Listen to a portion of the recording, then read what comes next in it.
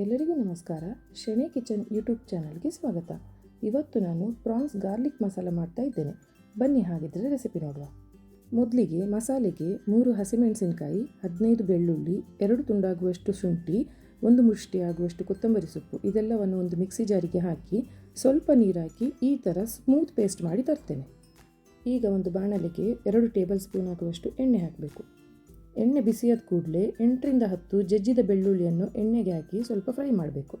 ಬೆಳ್ಳುಳ್ಳಿ ಜಾಸ್ತಿ ಅಂತ ಫ್ರೈ ಮಾಡಬೇಕಂತಿಲ್ಲ, 1 ನಿಮಿಷ ಜಸ್ಟ್ ಸಾಟೆ ಮಾಡಿದರೆ ಸಾಕು.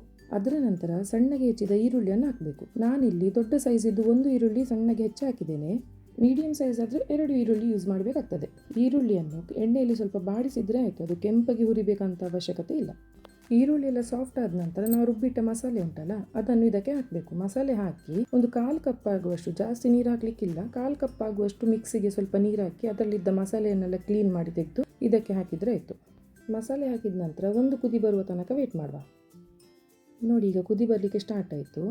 ಹೀಗೆ ಸೈಡಿಗೆಲ್ಲ ಎಣ್ಣೆ ಬಿಟ್ಕೊಂಡು ಬರುವಾಗ ಅರ್ಧ ಚಮಚ ಅರಿಶಿನ ಹುಡಿ, 1 ಚಮಚ ಮೆಣಸಿನ ಹುಡಿ, 1/2 ಚಮಚ ಧನಿಯಾ ಹುಡಿ, 1 ಚಮಚ ಚಿಕನ್ ಮಸಾಲ ಮತ್ತು ಅರ್ಧ ಚಮಚ ಗರಂ ಮಸಾಲೆ ಇದೆಲ್ಲ ಹಾಕಿ ಮಸಾಲೆ ಜೊತೆ ಒಳ್ಳೆ ಮಾಡಿ ಮಿಕ್ಸ್ ಮಾಡಬೇಕು. ನಮ್ಮ ಮನೆಯಲ್ಲಿ ನಾವು ಸ್ವಲ್ಪ ಖಾರ ಕಮ್ಮಿ ಪ್ರಿಫರ್ ಮಾಡೋದ್ರಿಂದ ಇಲ್ಲಿ ನಾನು 1 ಚಮಚ ಮೆಣಸಿನ ಹುಡಿ ಹಾಕಿದ್ದೇನೆ. ನಿಮಗೆ ಒಂದು ವೇಳೆ ಖಾರ ಜಾಸ್ತಿ ಬೇಕಂತಾದರೆ ನೀವು 2 ಚಮಚ ಮೆಣಸಿನ ಹುಡಿ ಹಾಕ್ಬೋದು. ಇಲ್ಲದಿದ್ದರೆ ರುಬ್ಬುವಾಗ 5 ಮೆಣಸಿನಕಾಯಿ ಹಾಕಿದರೂ ಆಗ್ತದೆ. ಮತ್ತೆಂತ ಗೊತ್ತುಂಟ, ಪ್ರಾನ್ಸ್ ರೆಸಿಪಿ ಮಾಡುವಾಗ ಒಂದು ವೇಳೆ ನಾವು ಪ್ರಾನ್ಸ್ ಬೇಯಿಸದೆ ಡೈರೆಕ್ಟ್ ಮಸಾಲೆಗೆ ಹಾಕ್ತೇವಂತಾದರೆ ಮಸಾಲೆಗೆ ಜಾಸ್ತಿ ನೀರೆಲ್ಲ ಹಾಕ್ಲಿಕ್ಕೆ ಹೋಗಬಾರ್ದು. ಯಾಕೆಂದರೆ ಪ್ರಾನ್ಸ್ ಬೇಯುವಾಗ ತುಂಬ ನೀರು ಬಿಡ್ತದೆ. ಸೊ ನಾವು ಮೊದಲೇ ನೀರು ಹಾಕಿಟ್ಟಿದ್ರೆ ಅದು ಮತ್ತು ಮಸಾಲೆದು ಕನ್ಸಿಸ್ಟೆನ್ಸಿ ತುಂಬ ನೀರಾಗ್ತದೆ. ಅದಕ್ಕೆ ಪ್ರಾನ್ಸ್ ರೆಸಿಪಿ ಮಾಡುವಾಗ ನೀರೆಲ್ಲ ಜಾಸ್ತಿ ಹಾಕ್ಲಿಕ್ಕೆ ಹೋಗಬಾರ್ದು. ಇಲ್ಲಿ ನೋಡಿ, ಮಸಾಲೆ ಎಲ್ಲ ಒಳ್ಳೆ ಮಿಕ್ಸ್ ಆಗಿ ರೆಡಿಯಾಗಿದೆ. ಈಗ ನಾನು 1 ಕಿಲೋ ಆಗುವಷ್ಟು ಕ್ಲೀನ್ ಮಾಡಿದ ಪ್ರಾನ್ಸನ್ನು ಇದಕ್ಕೆ ಹಾಕ್ತಾ ಇದ್ದೇನೆ. ಪ್ರಾನ್ಸ್ ಎಲ್ಲ ಹಾಕಿದ ನಂತರ ಒಂದು ಸತಿ ಒಳ್ಳೆ ಮಾಡಿ ಮಿಕ್ಸ್ ಮಾಡುವ. ಇದಕ್ಕೆ ನಿಮ್ಮ ರುಚಿಗೆ ತಕ್ಕಷ್ಟು ಉಪ್ಪು ಹಾಕಿ. ನಾನಿಲ್ಲಿ 2 ಟೀ ಸ್ಪೂನ್ ಆಗುವಷ್ಟು ಉಪ್ಪು ಹಾಕ್ತಾ ಇದ್ದೇನೆ. ಉಪ್ಪು ಹಾಕಿದ ನಂತರ ಪುನಃ ಒಂದು ಸತಿ ಮಿಕ್ಸ್ ಮಾಡಿ ಮುಚ್ಚಳ ಮುಚ್ಚಿಟ್ಟು ಬೇಯಲಿಕ್ಕೆ ಇಡುವ. ಈಗ ಮಸಾಲೆ ನೋಡಲಿಕ್ಕೆ ತುಂಬ ಡ್ರೈ ಅಂತ ಕಾಣಿಸ್ಬೋದು, ಆದರೂ ನೀರೆಲ್ಲ ಆ್ಯಡ್ ಮಾಡಲಿಕ್ಕೆ ಹೋಗಬೇಡಿ. ಜಸ್ಟ್ ಮುಚ್ಚಿಟ್ಟು ಒಂದು 10 ನಿಮಿಷ ಬೇಯಿಸಿ.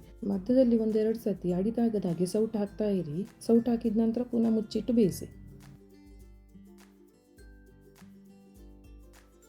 ನೋಡಿ, 10 ನಿಮಿಷದ ನಂತರ ಓಪನ್ ಮಾಡ್ತಾ ಇದ್ದೇನೆ. ಆಗ ಮಸಾಲೆ ತುಂಬ ಡ್ರೈ ಇತ್ತಲ್ಲ, ಬಟ್ ಈಗ ನೋಡಿ, ಕಡೆಗೆ ಸ್ವಲ್ಪ ಕೊತ್ತಂಬರಿ ಸೊಪ್ಪು ಹಾಕಿ ಅದರ ಫ್ಲೇವರ್ ಹೊರಗೆ ಬಾರತ್ತಾಗಿ ಪುನಃ ಮುಚ್ಚಳ ಮುಚ್ಚಿಟ್ಟು ಗ್ಯಾಸ್ ಫ್ಲೇಮ್ ಆಫ್ ಮಾಡಿ. ನೋಡಿ, ನಮ್ಮ ಪ್ರಾನ್ಸ್ ಗಾರ್ಲಿಕ್ ಮಸಾಲ ರೆಡಿಯಾಗಿದೆ. ಬಿಸಿ ಬಿಸಿ ಅನ್ನ ಅಥವಾ ಚಪಾತಿ ಒಟ್ಟಿಗೆ ಉಂಟಲ್ಲ, ಈ ರೆಸಿಪಿ ಸೂಪರ್ ಕಾಂಬಿನೇಷನ್ ಆಯಿತಾ. ಒಂದು ಸತಿ ಈ ರೆಸಿಪಿಯನ್ನು ಮನೆಯಲ್ಲಿ ಟ್ರೈ ಮಾಡಿ ನೋಡಿ, ಹೇಗೆ ಆಗಿದೆ ಅಂತ ನನಗೆ ಕಮೆಂಟ್ ಬಾಕ್ಸಲ್ಲಿ ತಿಳಿಸಲಿಕ್ಕೆ ಮಾತ್ರ ಮರಿಬೇಡಿ.